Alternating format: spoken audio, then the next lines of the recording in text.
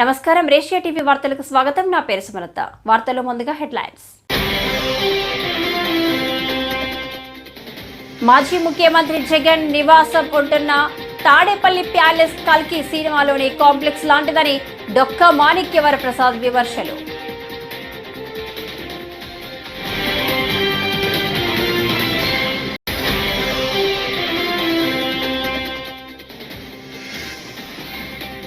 రాష్ట్ర ఆర్థిక పరిస్థితిపై చంద్రబాబు పెట్టిన శ్వేతపత్రంలో అన్ని అసత్యాలే ఉన్నాయని బుగ్గన రాజేంద్రనాథ్ రెడ్డి.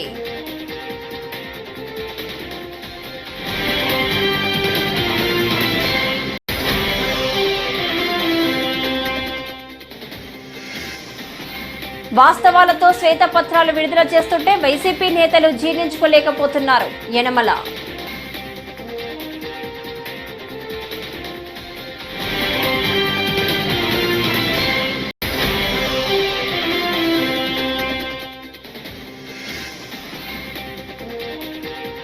తిరుమల తిరుపతి దేవస్థానం అదనపు ఈవోగా వెంకయ్య చౌదరి బాధ్యతలు.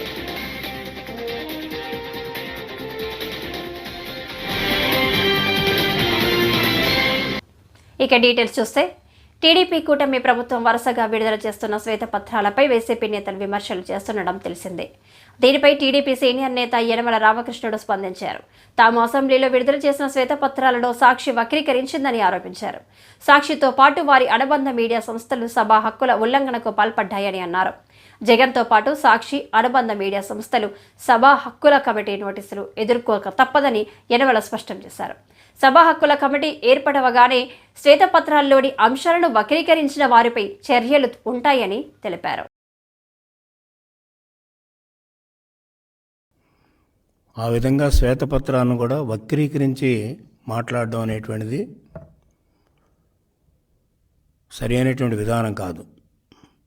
ఒకవేళ అట్లా మాట్లాడాలనుకున్నప్పుడు అసెంబ్లీకి వచ్చి ఉండవలసింది, కౌన్సిల్ కూడా వచ్చి ఉండవలసింది. కౌన్సిల్లో వాళ్ళు దాదాపు 40 మంది ఉన్నారు సభ్యులు. అదేవిధంగా అసెంబ్లీలో 11 మంది సభ్యులు ఉన్నారు, జగన్ కూడా ఉన్నారు. వాళ్ళు వచ్చి ఆ డిబేట్లో పాల్గొని ఉంటే, డిబేట్లో పాల్గొన్నప్పుడు వాళ్ళకి అనుకున్నటువంటి విధానంలో వాళ్ళు మాట్లాడటానికి ఎప్పుడు స్వేచ్ఛ ఉంటుంది. అది తెలుగుదేశం పార్టీ ఎప్పుడు కూడా స్వేచ్ఛ కల్పిస్తుంది. కానీ అసెంబ్లీకి రాకుండా ఢిల్లీ పోవడం, ఈయనేమో బుగ్గన గారు సరే ఆయన ఓడిపోయాడు, రావడానికి వీల్లేదు కాబట్టి విజయవాడ రాకుండా హైదరాబాద్లో ప్రెస్ మీట్ పెట్టడం, ఇవన్నీ చూస్తూ ఉంటే ఒక భయాందోళన ఉంది వాళ్ళ వైసీపీ నాయకుల్లో. ఎందుచేతంటే వాళ్ళు చేసినటువంటి తప్పులు, చేసినటువంటి అకృత్యాలు, చేసినటువంటి అవినీతి, వాళ్ళు చేసినటువంటి తప్పుడు విధానాలు వల్ల ఈనాడు రాష్ట్ర ఆర్థిక వ్యవస్థ చిన్నాభిన్నమైంది. ఆర్థిక వ్యవస్థ చిన్నాభిన్నం అవడమే కాకుండా అభివృద్ధి పూర్తిగా కుంటుపడింది. ఈ విధంగా మనం చూస్తే అభివృద్ధితో పాటు ఫైనాన్షియల్ సిస్టమ్ అంతా కొలాప్స్ అయింది. ఎప్పుడైతే ఫైనాన్షియల్ సిస్టమ్ కొలాప్స్ అయిందో,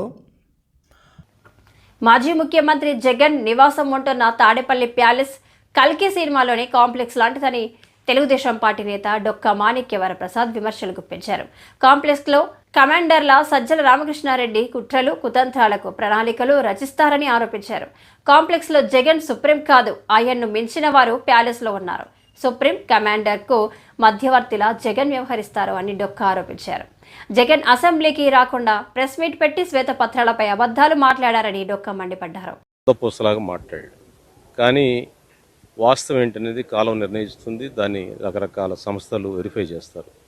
2 గంటల పైచీలకు మొట్టమొదటిసారి 5 సంవత్సరాల చీఫ్ మినిస్టర్ ఉన్నప్పుడు మంత్రులు, ఎమ్మెల్యేలు, పార్టీ నాయకులకు కూడా అపాయింట్మెంట్ ఇవ్వని వ్యక్తి, ఎవరికి అపాయింట్మెంట్ ఇవ్వకుండా ఒక రూమ్లో దాక్కున్న వ్యక్తి ఈరోజు అధికారం కోల్పోగానే తనకి మైండ్లోంచి దిగొచ్చి నిన్న 2.5 గంటలు అబద్ధాలు మాట్లాడలేక చాలా మాటలు తడబడి పడ్డాయి.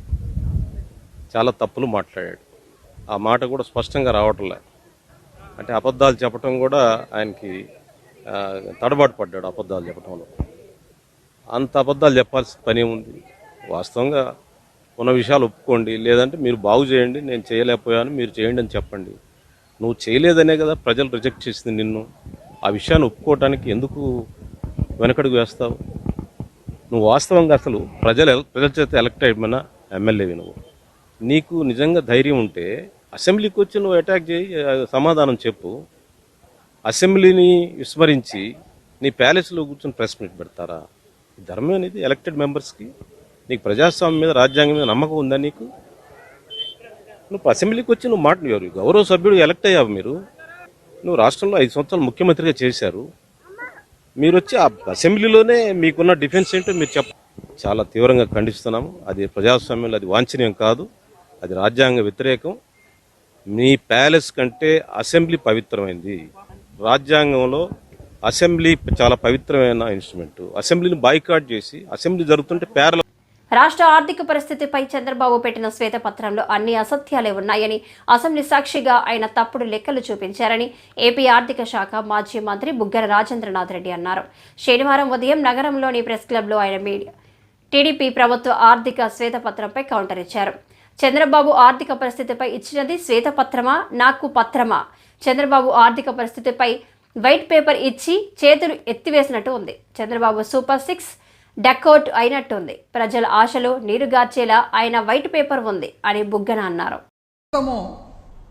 అబద్ధాలు చెప్పొచ్చు, అందరికీ ఒక్కసారి అబద్ధం చెప్పొచ్చు, కానీ అందరికీ జీవితాంతం అబద్ధం చెప్పాలంటే కుదరదు, ఏమాత్రం కుదరదు. స్ట్రైట్ అవే 30వ పేజీకి పోతే ఏమంటున్నారు మీరు? 30వ పేజీలో ఇంచుమించు అంటే 1,000 కోట్లు ఇటు అటులో మాట్లాడాలంటే 2,50,000 కోట్లు, 1,000 కోట్లు ఇటు అటు అనుకోండి, 2,50,000 కోట్లు మీకు అవసరం ఉంది పరిపాలనకు. ఏం పరిపాలన అదేది? సహజమైన మామూలు పరిపాలన అంటే మీ స్కీములు ఇంకోటి ఏమి లేకుండా ఓన్లీ జీతాలు, పెన్షన్లు, అప్పు కట్టడము, వెల్ఫేర్ పెన్షన్స్, విద్యుత్తుకు సంబంధించిన సబ్సిడీ, పీడిఎస్ మన రైస్కు సంబంధించిన subsidy, minimum Aarogyasri, diet, MDM, anganwadi, centrally assisted state plan, programs and అడ్మినిస్ట్రేషన్కు మాత్రమే. అయితే 2,40,000 కోట్లు మీకు ఆదాయం ఉంది. 10,000 కోట్లు అసలు ఈ మామూలు కేవలం జీతాలు, భత్యాలు, అప్పు అండ్ మన వెల్ఫేర్ పెన్షన్స్కు సంబంధించిన పరిపాలనకే 10,000 కోట్ల అప్పు ఉంది, తక్కువ అవుతుంది. కాబట్టి ఏం చేయాలి? అయ్యా, నువ్వు చాలా మేధావివని కదా నిన్ను ఎన్నుకునేది, నీకు అపారమైన అనుభవం ఉందని కదా నిన్ను ఎన్నుకునేది. ఈరోజు నువ్వు ఏం చేయాలి అని చెప్పి మీరే ప్రజలకు ప్రశ్న వేస్తే? తిరుమల తిరుపతి దేవస్థానం అదనపు ఈవోగా వెంకయ్య చౌదరి బాధ్యతలు చేపట్టారు. ఈ సందర్భంగా ఆయన తిరుమల శ్రీవారిని దర్శించుకున్నారు. అనంతరం మీడియాతో మాట్లాడిన ఆయన స్వామివారి దర్శనానికి వచ్చే భక్తులకు మెరుగైన సౌకర్యాలు కల్పించేందుకు కృషి చేస్తానన్నారు. సామాన్య భక్తులకు వేగంగా దర్శనం కల్పించడమే లక్ష్యంగా పనిచేస్తామన్నారు. ఈవోగా ఛార్జ్ తీసుకోవడం జరిగింది. ఇది చాలా గొప్పది రోజు. దేవదేవుని సన్నిధిలో ఇంత గొప్ప అవకాశం రావడం నాకు చాలా సంతోషకరం. ఈ అవకాశాన్ని ఇచ్చిన ముఖ్యమంత్రి గారికి ప్రత్యేక ధన్యవాదాలు తెలియజేస్తున్నాను. ఈ అవకాశాన్ని ఒక బాధ్యతగా స్వీకరిస్తాను. ఈ బాధ్యత ద్వారా తిరుమలలో వచ్చే దేశంలో నుంచి, రాష్ట్రాల్లో నుంచి, అంతర్జాతీయంగా వచ్చే భక్తులు ప్రయోజనాలను ఎలా ఇంప్రూవ్ చేయాలి, వాళ్ళ సౌకర్యాలను ఎలా ఇంప్రూవ్ చేయాలి అనే దాని మీద వర్క్ చేస్తాము.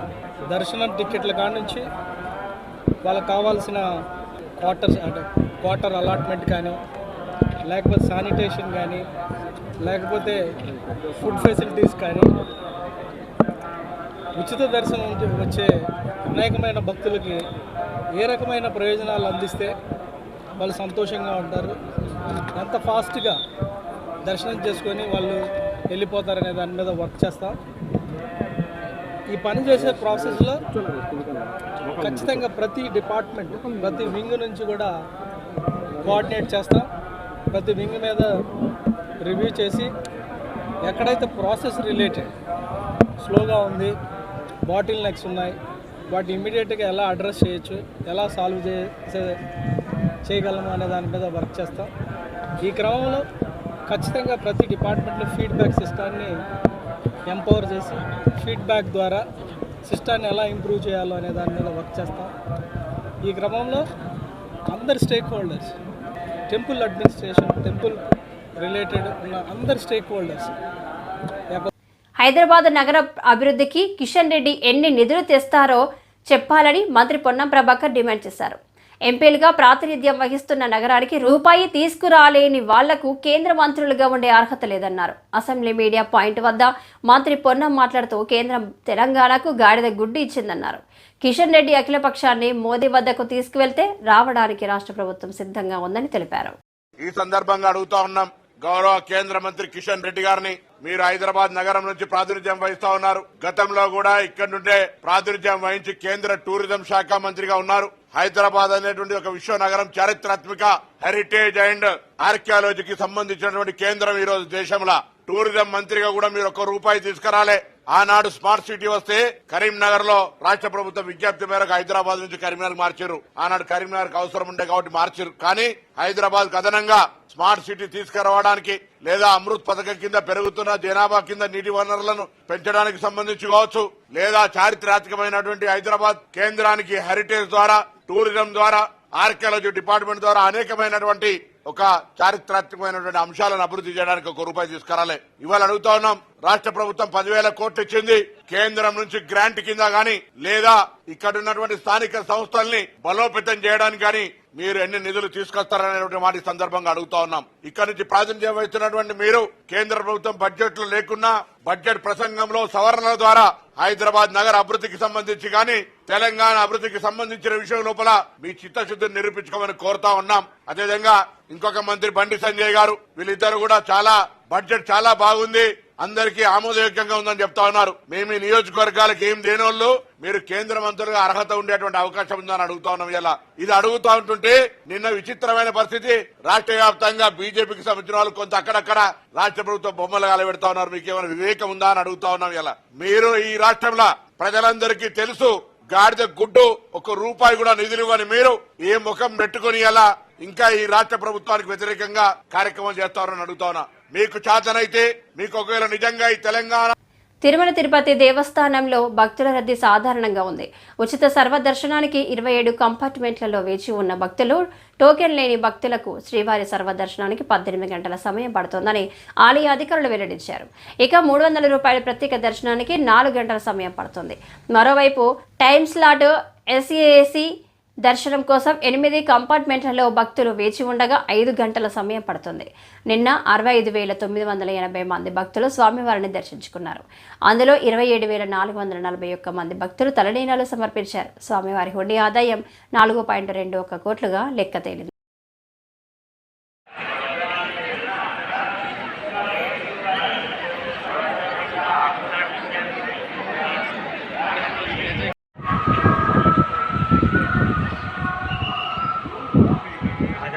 ఇల్లు కూడా ఇక్కడ పెట్టి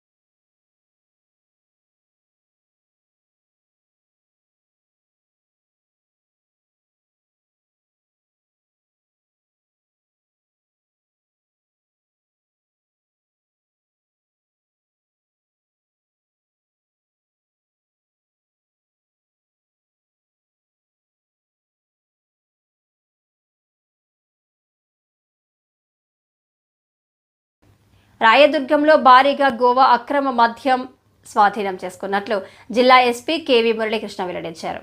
పట్టణంలో శుక్రవారం అర్బన్ పోలీస్ స్టేషన్లో ఆయన వివరాలను వెల్లడించారు. జిల్లా విభాగానికి చెందిన డిటిఎఫ్ ఇంటెలిజెన్స్ రాయదుర్గం సెబ్ టీంలో దాడులు నిర్వహించగా ఉడేగూలం హైవే వద్ద ఐచర్ వాహనంలో పట్టుబడిందన్నారు. 147 బాక్సులు గోవా మద్యం, 7,496 కిలోల కేబుల్ బాక్సులు ఐచర్ వాహనం స్వాధీనం చేసుకున్నామన్నారు.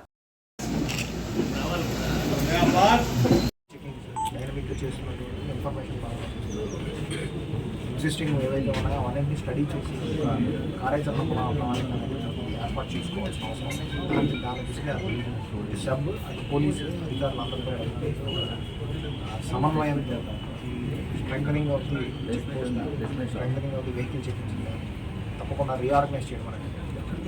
So one more question sir. ఇప్పుడు 4,52,000 అన్నారు అసలు మద్యం వేలు, అది గోవా రేట్ కట్టారా మన ఆంధ్ర రేట్?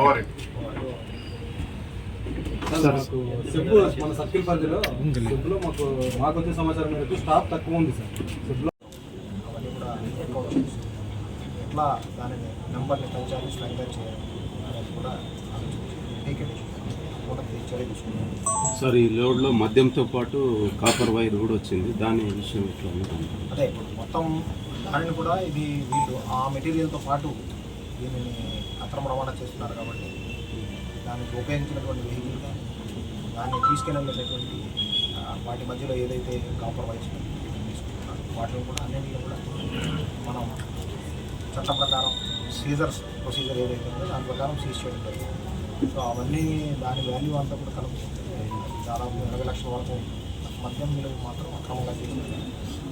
అక్కడ ఇచ్చిన దాంట్లో 4 లక్షల 50,000.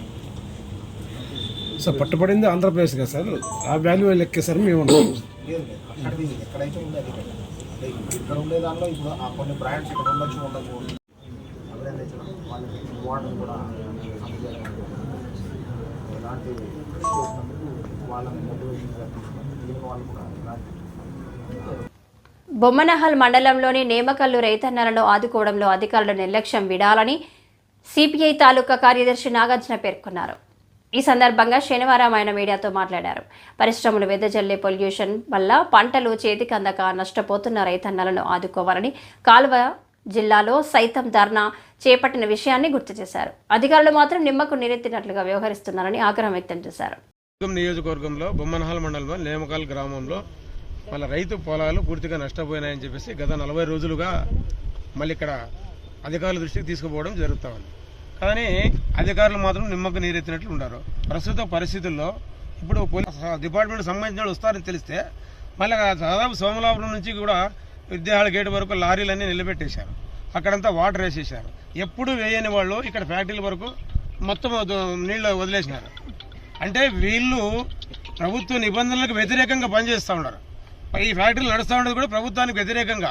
ఈరోజు రైతులు పంటలు పెట్టి చాలా ఇబ్బంది పడుతూ ఉన్నారు. వ్యతిరేకం ఏమిటంటే ఇక్కడ ఎక్కడే కానీ ప్లాంటేషన్ లేదు, మెయిన్ ప్రభుత్వ రోడ్డు లేదు. ఇప్పుడు వచ్చే అధికారులు కూడా రోడ్డు లేకుండా వచ్చే పరిస్థితి. సీసీ రోడ్లు లేవు, ప్లాంటేషన్ లేదు, నీళ్లు వదలని స్ప్రింక్లర్లు లేవు. ఎక్కడే కానీ రైన్ గంటల టైంలో నీళ్లు వదలాలి, అది కూడా లేదు. మళ్ళీ ఈఎస్పీ రన్ చేయడం లేదు. 9 బ్లాక్ ఫిల్టర్లు ఒక్కొక్క పరిశ్రమకు ఉంటాయి, కానీ 1, 2 నడిపి తూతూ మంత్రంగా కాలయాత్ర చేస్తూ ఉన్నారు. మళ్ళీ వీళ్ళు ఈ పరిస్థితులు బట్టి మా పంటలన్నీ మీరు ఈ విధంగా ఉంటే నష్టపోతాయని చెప్పి రైతులు ఎన్నోసార్లు మొరబెట్టుకున్నా కూడా యాజమాన్యం వీళ్ళని పట్టించుకోవడం లేదు. మళ్ళీ అధికారులు స్పందించడం లేదు. ఇప్పుడు రైతుల పరిస్థితి చాలా గోచకరంగా ఉంది. రైతుల పరిస్థితి చెప్పుకునే బాధలు వాళ్ళు ఎవరికి చెప్పుకోవాలో అర్థం కాని పరిస్థితి. అధికారులే స్పందించుకోకున్నప్పుడు ఇంకెవరు స్పందిస్తారు? మళ్ళీ వివరణ అడిగాము. ఇప్పుడు పొల్యూషన్ కంట్రోల్ అధికారి కిషోర్ గారిని వివరణ అడిగితే, లేదు నేను రాలేకపోయాను, నాకు మీటింగ్ ఉంది, మా వాళ్ళని పంపించాను అన్నాడు. మీరు రావాలి సార్, మీరు ఇక్కడికి రావాలి, ఇక్కడ వచ్చి పంట పరిస్థితులు చూడాలి, రైతుల కష్టాలు చూడాలి. జగన్ కు పేద ప్రజల పట్ల ప్రేమ ఉంది గనకే బటన్ నొక్కారని, బటన్ నొక్కడం అంటే భరోసా ఇవ్వడం అని, సూపర్ 6 అంటే పేద ప్రజల పీకలు నొక్కడం అని వైసీపీ నేత పోతిన మహేష్ అన్నారు. అసెంబ్లీలో కూటమి నాయకులు ప్రవచనాలు ఆపి పథకాలు అమలు కోసం చర్చ చేస్తే బాగుండేదన్నారు. అందరికీ నమస్కారం. మాజీ ముఖ్యమంత్రి జగన్మోహన్ రెడ్డి గారికి పేద సామాన్య వర్గాల పట్ల ప్రేమ ఉండబట్టి, వారికి మంచి మనసు మానవత్వం ఉండబట్టి, పేద ప్రజల జీవితాల్ని అభివృద్ధి బాట వైపు తీసుకువెళ్లాలనేటువంటి ఒక గొప్ప ఉద్దేశంతో బటన్స్ నొక్కారు. 5 ఏళ్లలో సుమారు 135 సార్లు జగన్మోహన్ రెడ్డి గారు బటన్ నొక్కి నవరత్నాలను అమలు చేసి పేద సామాన్య వర్గాల జీవితాల్ని అభివృద్ధి వైపు దిశగా పయనించేలాగా వారు ఎంతో శ్రమించారు. అందుకే వాటికి నవరత్నాలని పేరు పెట్టారు, అమలు చేశారు. కానీ ఈ రోజున ఒక్కసారి బటన్ నొక్కడానికే కూటమి నాయకులకి చాలా ఇబ్బందిగా ఉంది. అందుకనే సూపర్ 6 పేద ప్రజల జీవితాలు పీకలు నొక్కడానికే అబద్ధపు హామీలు ఇచ్చారు, మోసపూరిత ప్రకటనలు చేశారు. ఈరోజు అధికారంలోకి వచ్చి 50 రోజులు అవుతున్నా ఒక్కటంటే ఒక్క పథకానికి కూడా నియమ నిబంధనలు పెట్టలేకపోయారంటే వారి పాలనలో దొలతనం మనందరం కూడా అర్థం చేసుకోవాలి. మరి ఎన్ని ఇబ్బందులున్నా, ఎన్ని కష్టాలున్నా జగన్మోహన్ రెడ్డి గారు బటన్ నొక్కారు. ఆ బటన్ నొక్కడం మీద చాలామంది అవహేళనగా. నెల్లూరు రూరల్ నియోజకవర్గం చిన్న కేఎన్ఆర్ పాఠశాల సన్ సైడ్ స్లాబ్ కూలి 9వ తరగతి విద్యార్థి కొత్తపాలెం గురు మహేంద్ర మృతి చెందడంతో టీడీపీ నేత కోటమిరెడ్డి గిరిధర్ రెడ్డి శుక్రవారం సంఘటన స్థలానికి చేరుకుని ప్రత్యక్షంగా పరిశీలించారు. మృతుని కుటుంబానికి తమ ప్రగాఢ సంతాపాన్ని తెలియజేశారు. ఉన్నతాధికారులతో మాట్లాడారు. బాధ్యులపై చర్యలు తీసుకుంటామని ఈ సందర్భంగా ఆయన పేర్కొన్నారు.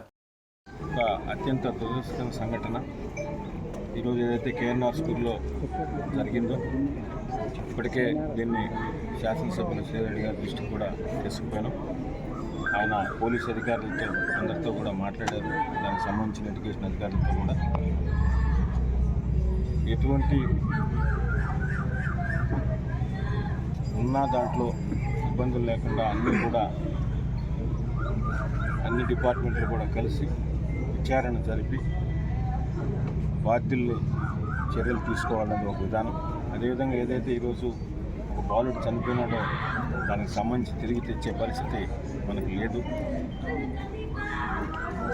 అందుకని దానికి సంబంధించిన ప్రస్తుతానికి ఇమ్మీడియట్గా ఆ సంఘటనకు సంబంధించి కూడా డిఓ గారు కూడా కాంపెన్సేషన్ ప్రకటించారు. వారికి ప్రత్యేకంగా ఎమ్మెల్యే గారి తరఫున వారి కుటుంబానికి అండగా ఉంటాం. అదేవిధంగా ఇంకేదన్నా ఉంటే కూడా కన్సర్న్ అందరితో కూడా మాట్లాడి వారికి ఏమేమి కావాలో అన్ని విధాలా కూడా వారి కుటుంబానికి అండగా ఉండడానికి మేము సిద్ధంగా ఉన్నామని తెలియజేస్తూ ఈ ఘటనపై పూర్తిగా విచారణ జరిపి దాని మీద చర్యలు తీసుకోవాలని కోరుతూ అదేవిధంగా వారి కుటుంబానికి ఇంకేమన్నా ఏమేం చేయాలో కూడా రేపు ఎమ్మెల్యే గారు విజయవాడ నుంచి బయలుదేరినారు, అసెంబ్లీ నుంచి వస్తూ ఉన్నారు. వచ్చిన తర్వాత వారు మంత్రి గారు అందరితో కూడా మాట్లాడి జిల్లా కలెక్టర్తో తదుపరి చర్యలు ఉంటాయని మీకు తెలియజేస్తాం. ఎన్నికలకు ముందు చంద్రబాబు నాయుడు ఎస్సీ వర్గీకరణ చేస్తారని ఇచ్చిన హామీలను అమలు చేసి తమ నిబద్ధత చాటుకోవాలని మాదిగ రిజర్వేషన్ పోరాట సాధన సమితి రాష్ట్ర వ్యవస్థాపక అధ్యక్షుడు బుంగ సంజయ్ మాదిగ కోరారు. శనివారం తనకు పాత ఊరిలో సమితి రాష్ట్ర ముఖ్య నాయకుల రౌండ్ టేబుల్ సమావేశంలో ఆయన పాల్గొని మాట్లాడారు. దళితులకు సంబంధించి 26 పథకాలను రద్దు చేసిన జగన్మోహన్ రెడ్డిని మాదిగలు ఓడించారని గుర్తు చేశారు. మాదిగలను మోసం చేసే విధంగా మళ్ళీ కపట ప్రేమగాన్ని చూపిస్తే ఖచ్చితంగా ఏ ప్రభుత్వమైనా సరే తిరుగుబాటు చేయడం మేము సిద్ధంగా ఉన్నామని చెప్పేసి ఈ సందర్భంగా కేవలం ఎస్సీ వర్గీకరణ, దానితో పాటు మాదిగలకు సంక్షేమ పథకాలు, దానితో పాటు మాదిగలకు రాజకీయ పరంగా అవకాశాలు కల్పించే విధంగా ఈనాడు చంద్రబాబు నాయుడు గారు గతంలో కంటే ఈసారి 18 సీట్లు 25 సీట్లు ఉంటే 18 సీట్లు మాదిగలకు ఇచ్చి మాదిగలు ఈ రాష్ట్రంలో వెనకబడి ఉన్నారు. ఖచ్చితంగా మాదిగలకు ఎస్సీ వర్గీకరణతో పాటు రాజకీయ అవకాశాలు కల్పించాలి, మాదిగలకు వెనకబడి ఉన్నటువంటి మాదిగలను ఆదుకోవాలని చెప్పేసి ఒక ముందు చూపుతోటి ఎక్కడైతే అన్యాయం జరుగుతుందో ఆ అన్యాయాన్ని నిలదీయడానికి లేదా అన్యాయాన్ని పూర్తి చేయడానికి ఒక నాయకుడు ఉన్నాడంటే అది చంద్రబాబు నాయుడు అని చెప్పేసి సభాముఖంగా మీ అందరికీ తెలియజేస్తూ ఉన్నాం. మరి ఈ విధంగా మాదిగలకు రాజకీయ ప్రాధాన్యత కల్పిస్తూ మరి ఆయనే స్వయంగా చెప్పారు, తూర్పుగోదావరి జిల్లా ఉమ్మడి తూర్పుగోదావరి జిల్లాలో ఉన్న మాదిగలకు కూడా న్యాయం చేస్తానని చెప్పేసి మరి గౌరవ ముఖ్యమంత్రి గారు ఆయన వచ్చినటువంటి సందర్భంలో మన ఎలక్షన్ ముందు చెప్పినటువంటి సందర్భం ఉంది. అదేవిధంగా మరి పార్టీకి పనిచేసి మాదిగ ఎవరైతే ఉన్నారో వాళ్ళకి ఎమ్మెల్సీ పదవి ఇచ్చి ఆయన ఇచ్చిన మాటను నెరవేర్చుకోవాలని చెప్పేసి సందర్భంగా మరి మన ప్రీతమ్మ ముఖ్యమంత్రి గారికి తెలియజేస్తూ ఉన్నాం. మరి అదేవిధంగా దళిత సంక్షేమ పథకాలు దాదాపుగా 26 ప్రజలకు మెరుగైన సేవలు అందించేందుకు ఆర్టీసీ ఎప్పుడు ముందుంటుందని సిటీ శాసనసభ్యులు ఆదిరెడ్డి శ్రీనివాస్ అన్నారు. శనివారం రాజమహేంద్రవరం స్థానిక ఆర్టీసీ బస్టాండ్ నందు రాజమండ్రి, ఏలూరు, రాజమండ్రి, కాకినాడ నూతన బస్సు సర్వీసులను ఎమ్మెల్యే ఆదిరెడ్డి వాసు, ఆర్టీసీ అధికారులు, స్థానిక నాయకులతో కలిసి ప్రారంభించారు. ఈ సందర్భంగా ఆయన మాట్లాడుతూ ఆర్టీసీ వ్యవస్థ అంటే ఒక నమ్మకమని, ప్రజలను తమ యొక్క గమ్య స్థానాలకు సురక్షితంగా తీసుకువెళ్లే వ్యవస్థ ఏదైనా ఉందంటే అది ఆర్టీసీ అని తెలియజేశారు. ఇప్పటికే రాజమండ్రి నుంచి అనేక సర్వీసులు ఉన్నాయని, అయినప్పటికీ ప్రజలకు ఉత్తమమైన సర్వీసులు అందజేయాలనే ఉద్దేశంతో రాజమండ్రి నుంచి ఏలూరుకు ఒక బస్సు సర్వీసు, రాజమండ్రి నుంచి కాకినాడకు 2 బస్సుల సర్వీసులను ప్రారంభించుకున్నామన్నారు. ఆర్టీసీ భద్రతా ప్రమాణాలను పాటిస్తూ ఎప్పటికప్పుడు తమ సేవలను విస్తరిస్తూ ప్రయాణికుల మన్ననలు పొందుతూ ముందుకెళ్తుందన్నారు.